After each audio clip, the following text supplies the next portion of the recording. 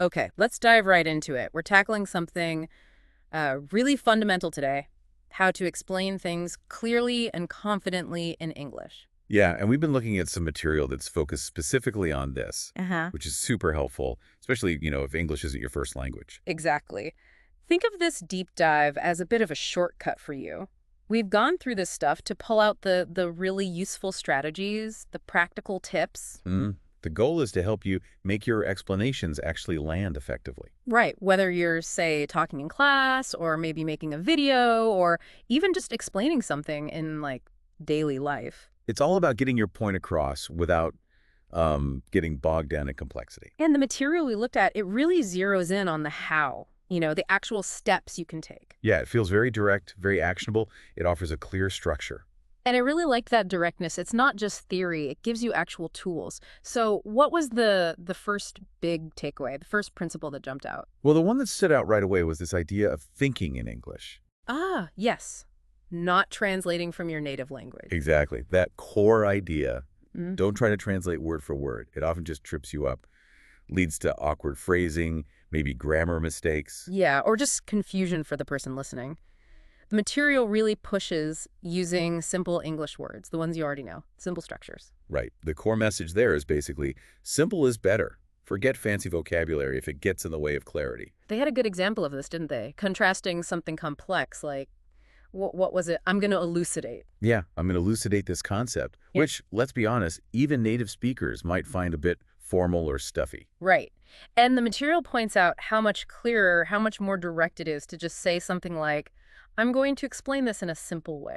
It uses common words, achieves the same goal, Hmm. but it's just easier for everyone, less effort to understand. So that shift in mindset from always translating to just thinking directly in simpler English, Yeah, that's presented as really foundational. absolutely key. Okay, so building on that simplicity, clarity, the material then offers a very practical framework. It calls it an easy 5-step formula for explaining pretty much anything. Yeah, this formula is like a template. It gives you a path, which is great because it can really reduce that anxiety of, like, where do I start? What do I say next? Okay, so walk us through these steps. What are they? Well, they follow a really logical flow. Right. Step one, start with the topic. Just clearly state what you're going to explain. Okay, so announce it up front, like I will explain what X is. Simple as that. Exactly, sets the expectation. Then step two, give the meaning. What is X? Provide a straightforward definition.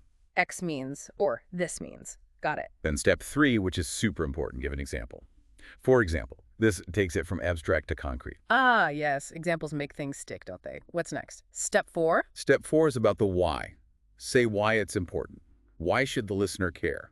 It is important because... Provides context relevance. Good. And the last step.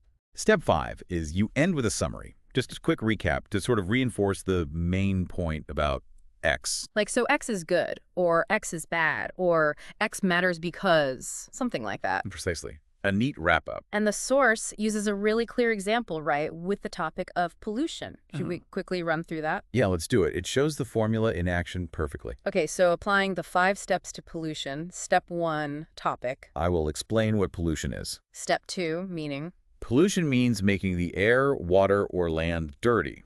Simple definition. Step 3, example. For example, smoke from cars makes the air dirty. Concrete. Step 4, importance. It is important because pollution can make people sick. The why. And step 5, summary. So, pollution is bad because it harms our health and nature. Ties it all together. See, it's really straightforward, logical, concise, covers the bases, and the material really stresses that you can copy this style for basically any topic. It gives you that ready-made skeleton. And to make it even easier, the source also lists some helpful phrases or sentence starters. Oh yeah, the ones that map directly onto the steps. Exactly. They act like signposts for your listener. Yeah. Things like, Today, I will explain, for step 1, the topic. right, and this means, for step 2, the meaning. For example, obviously signals step 3. Yep. Then, this is important because, for step 4, the significance. And for the summary, step 5, something like, in short, or just starting with so. Using those phrases consistently really helps you stay on track, but it also makes it incredibly easy for your listener to follow along. They know what's coming. Okay, so you've got the mindset shift, think simple, direct English. You've got the five-step structure and these handy phrases. How do you actually get comfortable using all this? Practice. The material's big on practice, suggesting you start with easy, familiar topics. Right, things where you don't have to search for the information itself. Exactly, low-stakes stuff, like explaining your daily routine, maybe your favorite festival, your favorite food, things you know inside out. So you can just focus on applying the structure and the phrasing. Makes sense. Yeah. And then maybe move on to slightly more conceptual but still everyday topics like what is the internet? Or what is climate change? And the suggestion for practice frequency is quite manageable, isn't it? Very.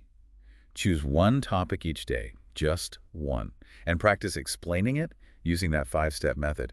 Consistency is the key. Just that regular focused effort helps internalize the structure, makes it feel more natural over time. Mm-hmm. And the material also throws in some bonus tips, specifically about building confidence while you're speaking. Oh yeah, confidence is huge, isn't it? Especially if you're explaining something in a language that's not your first. What were some of those tips? Well, one big one was use short, simple sentences. Easier for you to manage, easier for the listener to digest. Less chance of getting tangled up mid-sentence. Good advice. Also, speak slowly and clearly. Don't rush. It actually makes you sound more confident, and obviously it helps with being understood. That's so true. Nerves often make us speed up. Slowing down intentionally helps. Absolutely. And maybe the most important one, or at least the most liberating. Don't worry about mistakes. Ah, yes. Focus on being understood, not on being perfect. Exactly. Effective communication is the goal, not flawless grammar every single time. Yeah, That shift really takes the pressure off, you know? it really does. What else? They suggest recording yourself, your voice. Listen back. It might feel a bit awkward at first. Yeah, nobody loves hearing their own voice recording. Huh, true.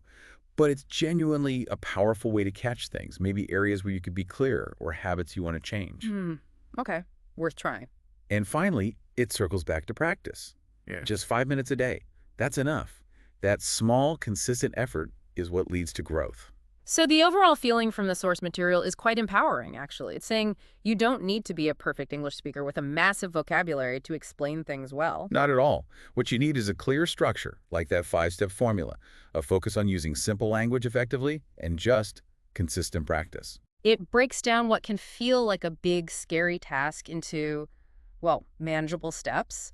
It gives you a method and also permission to just start and get better as you go. Yeah, exactly. You don't have to wait until you're perfect. So for you listening, understanding these principles, thinking simply, using the structure, practicing consistently this can genuinely help you feel more confident the next time you need to explain your ideas in English. It's about building that skill piece by piece. Step by step. And that brings us to a final thought, something that really stood out from the material's conclusion. One small step each day will make you better. A simple but powerful idea. So consider this. What if you committed to just one small step? Like maybe right after this, you grab a simple topic, your favorite hobby perhaps, and spend just 5 minutes explaining it aloud using that 5-step formula we talked about. Just 5 minutes. How might that one small action today start to shift your confidence, your ability, the very next time you find yourself needing to explain something in English? What's the first topic that comes to your mind?